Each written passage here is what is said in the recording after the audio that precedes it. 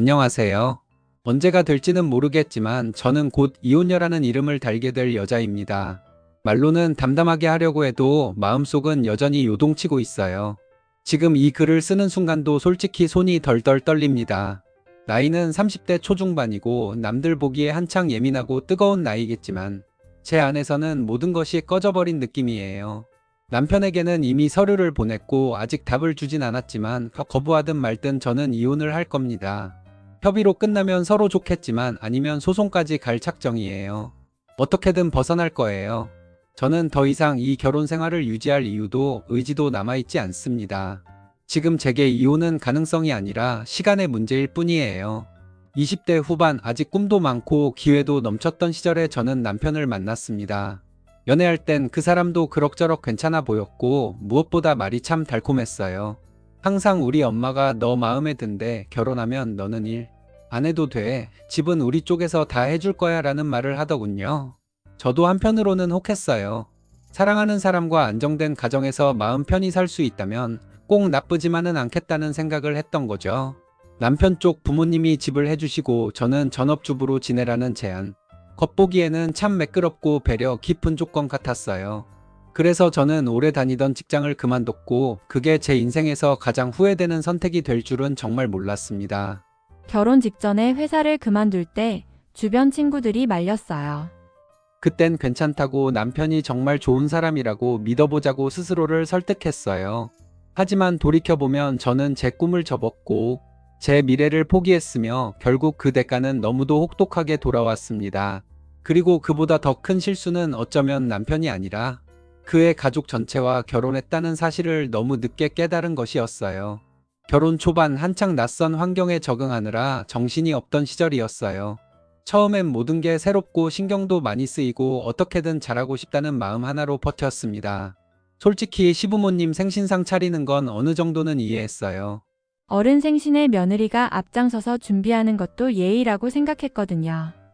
처음에는 그것마저도 가족이 됐으니 당연한 일이라고 생각했죠. 그렇게 한 해 두 해 시간이 흐르면서 익숙해질 줄 알았어요. 그런데 말도 안 되는 요구들이 점점 더해졌습니다. 결정적으로 납득이 안 갔던 건 결혼한 신우이 생일상까지 제가 차려야 한다는 점이었어요. 처음 들었을 때는 그냥 잘못 들은 줄 알았습니다. 내가 고생 좀 해라. 너희 신우 생일이니까 상 한번 제대로 차려보자 하고 시어머니가 아무렇지 않게 말씀하시더군요. 순간 귀를 의심했죠. 아니, 결혼한 딸 생일상을 왜 며느리가 차려야 하냐고요. 지금이 어느 시대인데 아직도 이런 생각을 당연하다는 듯이 말하는 분들이 있다는 게 믿기지가 않았습니다. 심지어 그 신우 생일상도 가족끼리 소박하게 차리는 정도가 아니었어요. 친구며 지인들까지 다 초대해 놓고는 저한테 잔치상처럼 거하게 차리라고 하셨습니다. 저 혼자 하루 종일 재료 손질하고 국 끓이고 전 굽고 과일 손질까지 도맡았는데 정작 신우 본인은 늦게 도착해서 환하게 웃으며 앉아 있더라고요. 생일인 본인이 오히려 손님처럼 대접을 받고 있었고 저는 그날 하루 종일 종처럼 부엌에서 왔다 갔다 했습니다. 그리고 밤늦게 잔치가 끝나면 뒷정리까지도 전부 제 몫이었어요. 손님들 모두 돌아가고 난 뒤에야 찬물 한 모금 마시고 헐레벌떡 집으로 돌아온 날이 한두 번이 아니었죠. 명절이나 제사 때도 마찬가지였습니다. 저는 마치 시댁의 전속 요리사라도 된 것처럼 하루 종일 부엌에 붙어 있어야 했고 음식의 80% 이상을 제가 도맡아 해야 했어요. 새벽부터 일어나서 전 부치고 나물 무치고 탕 끓이고 상 차리고 또 정리까지. 모두가 웃으며 덕담을 나눌 때 저는 가스레인지 앞에서 등허리를 구부리고 땀을 훔치고 있었죠. 제 속이 어떤지 몸이 피곤한지 관심 있는 사람은 아무도 없었어요. 남편에게 너무 힘들다고 몇 번 말한 적이 있어요. 그럴 때마다 돌아오는 대답은 늘 똑같았습니다. 평소엔 뭐 하는 것도 없으면서 가끔 일하는 게 그렇게 힘드냐? 라는 말. 맞는 말일 수도 있죠. 둘이 사는 집에 살림이 얼마나 많겠어요. 그런데 사람이 하는 일이 크고 작고를 떠나서 진심이 없고 존중이 없으면 결국 그 말은 날카로운 칼이 되어 꽂히더라고요. 남편의 그런 태도에서 저는 제 존재가 얼마나 가벼운지 얼마나 당연하게 여겨졌는지를 느꼈어요. 시부모님의 태도도 그에 못지않게 사람을 참 지치게 만들었습니다. 신우이 생일상을 며느리가 차리는 게 딸을 위한 도리라고 하시더군요. 그리고 시아버지 지인들을 집으로 초대하면 며느리인 제가 그 앞에서 웃으며 서빙하고 상까지 차려야 했어요. 이 정도는 며느리가 해야지라는 시어머니 말 한마디면 모든 게 정당화되곤 했죠. 그 어떤 것도 고맙다는 인사는 없었고 음식 맛이나 모양에 대해 지적이 먼저 나왔습니다. 저는 왜 이렇게 탔다느니, 고기 간이 너무 세다느니, 과일이 왜 이 모양이냐느니 칭찬 한마디 없이 그런 말만 듣고 있자니 내가 이 집에서 무슨 존재인가 하는 생각이 들더군요. 주말이나 공휴일 남편이 집에서 푹 쉬는 날이면 저는 오히려 더 바빠졌어요. 하루 종일 밀려있던 집안일이 눈앞에 펼쳐지니 손이 가는 대로 일을 하게 되더라고요. 빨래며 청소며 음식 준비까지 어느 것 하나 안 건드리고 넘어가는 날이 없었죠. 솔직히 그런 날 남편에게 작은 부탁 정도는 할 수 있는 거잖아요. 쓰레기 좀 버려달라거나 설거지 하나만 대신해달라는 말이 뭐 그리 큰 부탁이라고 그렇게 큰일처럼 여길 일인가요? 하지만 남편은 마치 제 말을 공격으로 받아들이기라도 한 듯 벌컥 화부터 냈어요. 제 입장에선 정말 황당했죠. 고작 그 정도 말에 입에 거품을 물고 달려드는 사람을 어떻게 이해해야 하나요? 처음엔 저도 조심스레 말했어요. 여보, 이거 좀 부탁할게 정도로요. 그런데 남편은 마치 자존심에 금이라도 간 사람처럼 얼굴을 붉히고는 내가 왜? 내가 집에서 노냐? 하는 식으로 받아치더군요. 그렇게 나오니까 저도 점점 말이 곱게 나가질 않았습니다. 참다 터져버린 거예요. 좀 도와줄 수도 있지, 꼭 그래야겠어? 나 혼자 살림 다 도맡아서 하고 있는데 이게 뭐 대단한 부탁이라고 하고 말하면 남편은 한술 더 떠서 화를 내며 결국엔 늘 같은 말을 꺼냈습니다. 여기 내 집이니까 나가. 그 말이 처음 나왔을 땐 머리를 망치로 맞은 듯 멍해졌어요. 아니, 둘이 결혼해서 함께 사는 집인데 왜 당신 혼자만의 집이라고 생각하냐고요. 너무도 당당하게 나가라는 말을 입에 올리는 남편의 태도에 저는 말문이 막혔어요. 그렇게 남편과의 말다툼이 반복되고 마음속 분노가 쌓일 대로 쌓여가던 어느 날이었어요. 또다시 사소한 집안일 문제로 말다툼이 오갔고 이번에는 남편이 손을 번쩍 들며 저를 향해 다가왔습니다. 그 순간 저는 숨이 막히는 듯한 공포에 휩싸였고 반사적으로 몸을 피해서 현관문을 팍 차고 나왔어요. 갈 곳이 마땅치 않아 시댁으로 향했습니다. 그때는 정말 어디라도 몸을 숨길 곳이 필요했어요. 친정으로 가자니 부모님이 걱정하실 게 뻔했고 집안 어른들 사이에 일이 커질까봐 그게 더 두려웠어요. 시댁에 도착했을 때 저는 울음을 꾹 참고 있었지만 마음은 이미 산산이 조각난 상태였어요. 그래도 이유를 들으면 시부모님이 남편을 꾸짖겠지, 아무리 자기 아들이라 해도 손을 들려 했다면 가만히 안 두시겠지 하는 작은 기대가 있었어요.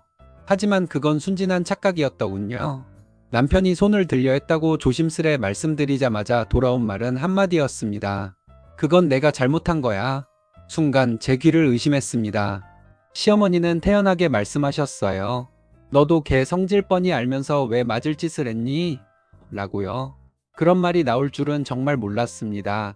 저를 걱정해주기는커녕 맞아도 할 말이 없다는 식으로 저를 몰아붙이는 모습에 다시 한번 심장이 내려앉는 기분이었습니다. 그 자리에 더 있고 싶지 않아서 말없이 일어나 다시 집으로 돌아왔어요. 괜히 시댁에 갔다가는 상처만 더 받는다는 걸 그제야 뼈저리게 알았죠. 그런 생활이 1년을 넘기면서 제 안에서는 무언가가 조금씩 무너지고 있었어요. 처음엔 결혼이란 게 원래 이런 거겠지 하며 마음을 다잡으려 했고 어차피 선택한 길이니 견뎌야 한다고 스스로를 설득하기도 했습니다. 하지만 시간이 지나면 지날수록 제 존재가 무가치하게 느껴졌고 제 삶이 마치 남편의 그림자처럼 그저 따라만 다니는 듯한 기분이 들더군요. 어느 날은 아침부터 눈물이 나서 화장도 못하고 누워 있었던 적이 있었어요. 아무리 강한 척해도 속은 이미 지쳐 있었나 봐요. 아무 말도 하지 않고 있으면 남편은 그걸 당연하다고 여겼고 제가 표현을 하면 예민하다고 했습니다. 그렇게 고립된 마음으로 하루하루를 버티다 보니 어느 순간 이혼밖에 답이 없다는 결론에 도달했어요. 그런데 이상하게 억울한 마음이 들더라고요. 저 혼자만 무너진 이 결혼 생활에서 이혼을 하게 되면 남편은 큰 타격도 없이 평범한 일상으로 돌아갈 것 같았거든요. 반면 저는요. 오랜 시간 사회를 떠나 있던 사람이라 어디서부터 다시 시작해야 할지도 막막했어요. 이혼을 한다고 마음을 먹었지만 앞으로 제 삶을 책임질 준비가 되어 있는지도 확신이 없었습니다. 특히 남편이 항상 하던 말, 너는 집에서 살림만 하니까라는 그 말이 계속 뇌리를 맴돌았고 더 이상 그 말에 눌려 살고 싶지 않았어요. 진심으로 그 굴레에서 벗어나고 싶었습니다. 처음에는 어디서부터 시작해야 할지 몰라 주변만 맴돌았지만 예전에 다니던 직장이 생각났습니다. 퇴사할 때 사장님께서 아쉬워하셨던 기억이 떠올라 조심스럽게 전화를 걸었어요. 떨리는 목소리로 다시 일할 수 있는 자리가 있는지 여쭈었고, 사장님은 제 이름을 듣자마자 반가워하시며 당연히 돌아올 수 있다고 하셨어요. 그 순간 눈물이 왈칵 쏟아질 뻔했죠. 세상에 아직 저를 인정해주는 곳이 있다는 사실이 그저 감사했고 기뻤습니다. 물론 처음에는 이전보다 적은 월급으로 시작했어요. 그래도 불만 하나 없었습니다. 돈이 문제가 아니라 제 삶을 다시 찾고 싶었거든요. 매일 아침 출근 준비를 하며 거울을 보면 예전과는 다른 사람이 그 안에 있었습니다. 지친 눈빛 대신 조금씩 생기가 돌아오기 시작했고, 무엇보다도 일하면서 느끼는 성취감이 저를 살아있게 만들었어요. 그렇게 다시 적응해가던 어느 날 연봉 협상 시즌이 돌아왔고, 사장님께서 저를 따로 불러 말씀하셨습니다. 예전보다 더 높은 연봉을 제시하시면서 그동안 수고 많았다고 하시더라고요. 그 말에 마음이 울컥했어요. 누군가에게 인정받는다는 것이 이렇게 따뜻하고 고마운 일인 줄 그동안 잊고 살았던 것 같았습니다. 저는 더 이상 예전의 제가 아니었어요. 그리고 그 순간부터 저는 이혼이 두렵지 않다고 느끼기 시작했습니다. 다시 회사를 나가기 시작한 날부터 제 일상은 고된 투잡 생활이 아니라 말 그대로 생존 전쟁이었어요. 회사에서는 사회인으로서 긴장감 속에 일을 배우고 적응하느라 정신이 없었고, 집에 돌아오면 무시와 비난의 폭격이 기다리고 있었습니다. 남편은 퇴근하고 돌아온 제게 반갑다는 말 한마디 없이 퉁명스레 얼마나 번다고 일을 해? 하고 던졌죠. 그 말이 마치 제 존재 자체를 부정하는 것처럼 느껴졌습니다.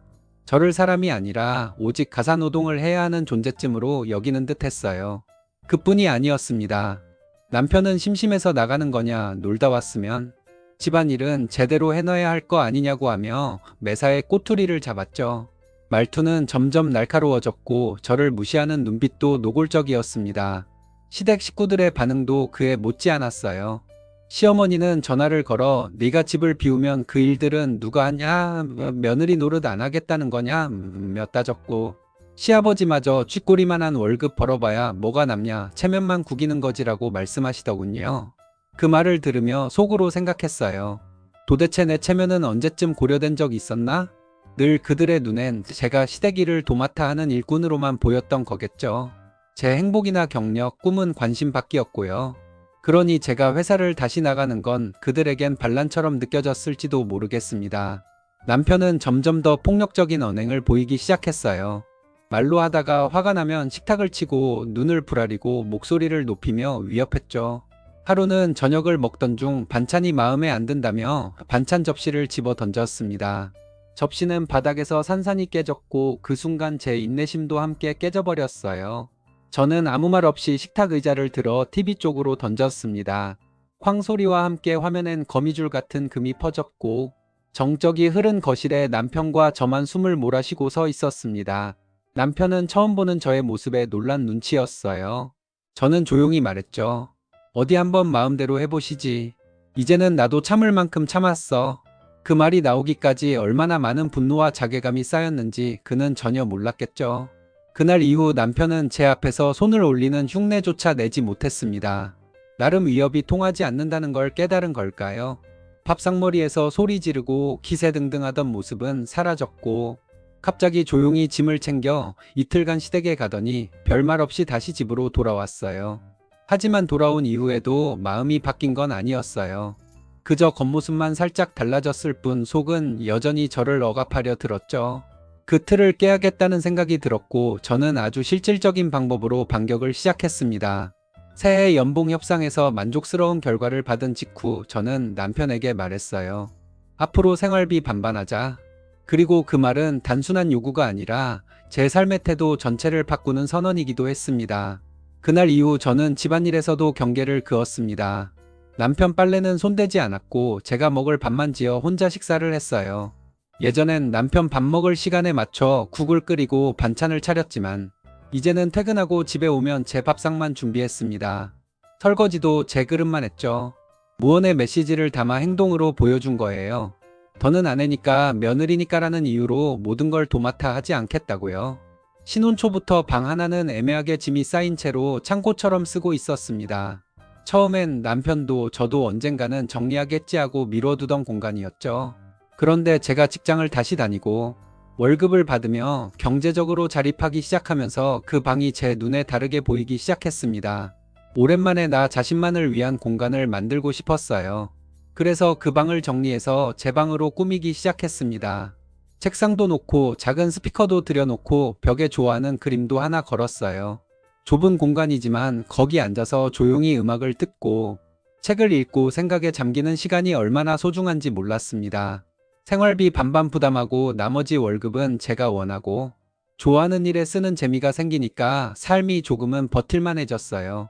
그렇게 살아가는 모습이 제겐 그럭저럭 괜찮다고 느껴졌습니다. 하지만 그게 남편 눈에는 무척이나 못마땅했나 봐요. 남편은 처음엔 웃는 얼굴로 다가왔습니다. 언제까지 이렇게 지낼 거냐고, 자기가 반성도 하고 있다고 예전처럼 돌아가면 안 되겠냐며 말을 건넸죠. 하지만 제가 시큰둥하게 반응하면 곧장 태도를 바꿨어요. 갑자기 집에 여자가 있어도 집안이 이 모양이냐는 둥, 네가 뭔데 방 하나를 너 멋대로 차지하냐는 말까지 서슴지 않았습니다. 말하자면 회유와 협박을 번갈아가며 하더라고요. 그런 식으로 며칠을 버티더니 결국엔 시부모님까지 불렀습니다. 어느 날은 퇴근하고 집에 들어오니 거실에 시부모님이 앉아 계시더군요. 말도 없이 들어온 그 모습에 저는 당황했지만 차분하게 인사만 하고 제 방으로 들어가려 하자 시어머니가 벌떡 일어나셨습니다. 그리고는 제게 막말을 쏟아내셨어요. 어디서 감히 며느리가 남편 말도 안 듣고 지 맘대로 방을 차지하고 앉았냐고, 누가 그렇게 버릇없이 자랐냐고 소리치시더군요. 저도 순간 울컥했지만 한마디도 하지 않았습니다. 대신 핸드폰 녹음 버튼을 눌렀죠. 시부모님의 목소리가 점점 커졌고 제가 침묵할수록 그분들은 더 흥분하셨습니다. 결국엔 문을 쾅 닫고 나가시더군요. 그 소리까지 생생히 녹음이 되었죠. 남편은 점점 더 초조해졌는지 제가 혼자 잘 지내는 걸 못 견디는 듯 했어요. 밥을 혼자 차려 먹는 저를 보고 괜히 거슬리는 눈빛으로 훑어보더니 혼자 처먹는 게 그리도 좋냐며 빈정거렸습니다. 음악이라도 틀어놓고 있으면 남편 무시하고 여유 즐기는 거냐고 시비를 걸었고요. 저는 대꾸하지 않았습니다. 괜히 말 섞으면 또 싸움이 될 테니까요. 그랬더니 이번엔 그릇을 던지고 컵을 깨뜨리고 거실 탁자를 발로 차고 그야말로 난리를 치더군요. 그럴 때마다 저는 핸드폰을 슬그머니 꺼내 녹음 버튼을 눌렀습니다. 처음엔 손이 떨려서 제대로 녹음도 못했지만 점점 그조차 익숙해지더라고요. 남편이 망가뜨린 접시며 컵 조각은 일부러 거들떠도 안 봤습니다. 그러면 남편이 슬쩍 와서 치우더군요. 말 그대로 제 무관심이 그의 분노보다 더 위협적이라는 걸 알게 된 거겠죠. 얼마 전 또다시 시부모님이 불쑥 저희 집에 오셨습니다. 마치 기다렸다는 듯이 현관문을 열고 들어오자마자 저를 향해 너 지금 계속 이렇게 살 거냐고 따지시듯 물으시더군요. 순간 한숨이 나왔습니다. 속으론 또 시작이구나 싶었지만 차분하게 남편 하는 거 봐서 결정할 거예요 라고 답했습니다. 그러자 시어머니는 당장이라도 벌떡 일어나실 기세로 내가 들어와서 한 게 뭐 있다고 그렇게 말하냐고 쏘아붙이시더군요. 그 말에 저도 머릿속이 확 하고 끓어올랐습니다. 억울한 감정이 눈물로 바뀌기 전에 꾹꾹 눌러 담고 조용히 웃으며 말했습니다. 제가 한 게 너무 많아서 말하려면 아마 길어질 텐데요. 그래도 말씀드려 볼까요? 하고 되물었습니다. 시아버지는 팔짱을 끼고 그래 어디 한번 들어보자는 표정이었고 시어머니는 말해봐 뭘 그렇게 했는지라고 하시더군요. 그래서 저는 하나하나 꺼내기 시작했습니다. 전업주부로 지내던 동안 시부모님 두 분 생신상은 제가 다 차렸죠. 한 번도 거절한 적 없었습니다. 명절 음식이요? 신우가 오든 안 오든 상관없이 저는 거의 혼자 했어요. 새벽에 일어나서 하루 종일 부엌에 붙어 있었고 끝나면 허리도 못 펼 정도였죠. 그런데도 말 한마디 없이 참고 했습니다. 시부모님 얼굴에 미묘한 변화가 생기더군요. 저는 말을 멈추지 않았습니다. 그런데 신우 생일상까지 제가 차려야 한다는 말씀 들었을 땐 정말 충격이었어요. 결혼한 딸 생일상을 며느리가 차리는 집이 세상에 또 있을까 싶더군요. 아무리 생각해도 이해가 안 갔어요. 하고 천천히 말을 이어갔습니다. 시어머니가 말없이 고개를 획 돌리셨고 시아버지는 팔짱을 풀고는 다소 불편한 표정으로 저를 바라봤습니다. 그뿐만 아니었습니다. 아버님 지인들 모임 굳이 집에서 하셔야 했나요? 제가 하루 종일장 보고 음식 준비하고 치우고 잔치상도 그런 잔치상이 없었어요. 그날 밤에 진이 다 빠졌는데 다 끝나고 나서도 고맙다는 말 하나 못 들었고요. 그게 당연하다는 듯한 태도가 너무 속상했습니다. 그러면서 저는 목소리를 조금 더 낮추어 말했어요. 제가 며느리지 하녀는 아니잖아요. 제 존재를 그렇게 하찮게 느끼게 만드는 시댁 분위기가 저를 얼마나 작아지게 만들었는지 아세요? 그러고는 남편 이야기도 꺼냈습니다. 남편도 별반 다르지 않았어요. 집에서 저를 그저 부엌대기 취급했습니다. 살림은 제가 다 하는데 도와달라는 말 한마디에도 비아냥거리고 짜증내고 화내고 정말 너무 힘들었어요. 그런 취급이 싫어서 일을 시작한 거고 제 월급으로 생활비도 반씩 부담하면서 제 삶을 지켜가고 있는 겁니다. 그런데 남편은 아직도 저를 무시하고 시부모님은 저를 잡으러 오시고 도대체 제가 뭘 그렇게 잘못한 건지 모르겠어요. 잠시 침묵이 흘렀습니다. 그 틈에 마지막 말을 꺼냈습니다. 솔직히 말씀드릴게요. 부부 일에 부모님들이 이렇게 직접 개입해서 며느리를 몰아붙이는 건 이혼 사유가 됩니다. 법적으로요. 두 분의 얼굴이 굳어졌고 저는 덧붙였습니다. 지금까지 남편이 소리 지르고 살림 부수고 협박했던 것들 다 핸드폰에 녹음돼 있습니다. 두 분이 저에게 소리 지르고 화내셨던 것들도요. 저는 아무 대꾸도 안 하고 다 녹음만 했어요. 그러자 시어머니가 한참을 저를 노려보더니 비꼬는 말투로 이렇게 말씀하셨습니다. 참 대단하다. 아주 이혼 준비를 철저히 했구나. 그 말에 저는 웃음조차 나지 않았습니다. 어이가 없다는 감정이 너무 커서요. 제가 대단한 게 아니라요. 이렇게까지 하게 만든 사람이 누군지를 생각해 보셔야죠. 속으로 그렇게 삼켜내며 저는 다시 조용히 제 방으로 들어갔습니다. 그래서 저는 더는 참지 않고 시부모님 앞에서 입을 열었습니다. 차분하게 그러나 또렷하게 말했어요. 이혼을 준비하면서 남편과 시댁이 저에게 했던 말도 안 되는 행동들을 녹음한 게 잘못인지 그런 말도 안 되는 짓을 한 그쪽들이 잘못인지 한번 생각해 보세요. 시부모님은 당황한 기색을 감추지 못하고 저를 뚫어지게 쳐다보셨습니다. 하지만 저는 피하지 않았어요. 지금까지 수없이 당해왔던 것들 참고 또 참았던 시간들이 저를 강하게 만들었거든요. 그동안 쌓여왔던 감정이 마치 빗장을 부수고 터져나오는 것처럼 저는 멈추지 않고 말을 이어갔습니다. 몇 년 동안 아버님, 어머님을 가까이서 지켜봤어요. 그 시간을 통해 제가 내린 결론은 딱 하나예요. 이 사람 남편은 절대 바뀌지 않을 사람이구나. 아들 편만 드는 부모님 밑에서 그렇게 자랐으니 결국 지금처럼 자기중심적으로만 살아가는 거죠. 시어머니는 뭔가 말을 꺼내려다 말고 시아버지는 고개를 돌려버리셨습니다. 저는 계속했어요. 이제는 저도 이 삶에서 아무런 재미도 의미도 못 느끼겠어요. 그래서 이혼하려는 겁니다. 제 감정은 더 이상 숨기고 싶지 않았습니다. 억지로 웃고 참고 무시당해가며 버텨온 시간이 너무 길었거든요. 자기 자신밖에 모르는 남편 그런 아들만 감싸고 도는 어머님 그리고 저를 사람 취급도 하지 않고 그냥 자기 집에 와서 일해주는 존재로만 보는 신우 솔직히 이런 가족 구성원들과 누가 계속 살고 싶겠어요? 말하는 내내 가슴속에서 뭔가가 끓어오르는 느낌이었어요. 억울하고 서럽고 무엇보다 허탈했습니다. 잠시 숨을 고르고 저는 단호하게 선언하듯 말했어요. 이혼할 겁니다. 받을 수 있는 위자료 끝까지 다 받아낼 거예요. 내가 참아온 세월 무시당한 감정 상처 입은 자존심까지 다 감안해서 법적으로 정당한 보상 받으려고요. 제가 원하는 수준으로 위자료를 준다면 협의 이혼으로 끝내겠지만 만약 그렇지 않다면 주저없이 소송 걸 겁니다. 제 말투는 흔들림 없었고 그 누구의 눈치도 보지 않았습니다. 이제는 제가 제 인생을 지키기 위해 나서야 할 때니까요. 그리고 저는 말이 끝나자마자 자리를 팍 차고 일어났습니다. 다락방에 넣어두었던 트렁크 하나를 꺼내 들었어요. 그 트렁크는 언젠가 이 집을 나올 날이 있을지도 모른다는 생각으로 제가 몰래 숨겨두었던 마지막 카드였죠. 옷장을 열고 입을 옷 몇 벌과 세면도구 그리고 중요한 서류들을 차곡차곡 담기 시작했습니다. 짐을 싸는 제 모습을 본 시어머니가 목소리를 높였습니다. 지금 뭐 하는 짓이야? 어디서 감히 이렇게 갑자기 나가겠다고 하고 소리를 질렀습니다. 저는 짐을 싸던 손을 잠시 멈추고 시어머니를 똑바로 쳐다봤어요. 그리고 담담하게 말했습니다. 여기서 더 있다가는 무슨 봉변을 당할지 모르겠어요. 솔직히 무서워요. 그래서 친정으로 가서 지내면서 이혼 준비하려고요. 시어머니는 말을 잇지 못했고 시아버지는 얼굴이 붉게 상기된 채 입을 꾹 다물고 있었습니다. 저는 다시 조용히 짐을 마저 쌌습니다.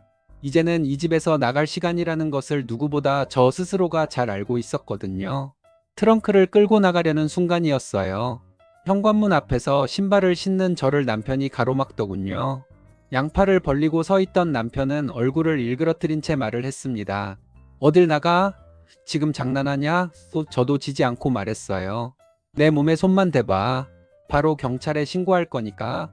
저는 그날 진심으로 단 하나의 접촉만 있어도 바로 112에 전화 걸 준비가 돼 있었습니다. 겁주는 게 아니라 정말 그럴 생각이었거든요. 남편은 손을 들긴 했지만 끝내 내리진 못했고 저는 말없이 그 사이를 지나쳐 집을 나왔습니다. 밤 공기가 차갑더라고요. 트렁크는 꽤 무거웠지만 제 마음은 그보다 더 무겁게 가라앉아 있었어요. 택시를 타고 친정으로 가는 내내 아무 말도 못했습니다. 창밖만 멍하니 보면서 수없이 많은 장면들이 머릿속을 스쳐 지나갔죠. 그렇게 집에 도착하니 부모님께서 반갑게 맞아주셨습니다. 저는 조용히 앉아 그동안 있었던 일을 처음부터 하나하나 다 말씀드렸습니다. 말하다가 울컥해서 몇 번이나 눈물을 삼켜야 했고 중간중간 숨을 고르며 말을 이어갔어요. 다 듣고 난 부모님은 잠시 말을 잇지 못하시더니 조용히 제 손을 잡으셨습니다. 이제 내가 하고 싶은 대로 해. 그게 맞는 길이라면 엄마 아빠는 다 받아들이게. 그 한마디에 저는 그동안 눌러왔던 감정들이 한꺼번에 터져 나오는 것 같았어요. 너무 억울했지만 그래도 이제는 내 편이 있다는 사실에 조금은 안심이 되었습니다. 저를 무조건 혼내거나 말리는 대신 묵묵히 곁에서 지켜봐 주시는 부모님 덕분에 그날 밤은 오랜만에 조금은 편히 잘 수 있었어요. 다음날 아침부터 남편의 전화가 쏟아졌습니다. 미안하다. 다 내 잘못이다. 이제 정말 달라지겠다 한마디로 회유였죠. 하지만 저는 단호하게 말했어요. 이제는 늦었어. 난 당신한테 정남이가 다 떨어졌어.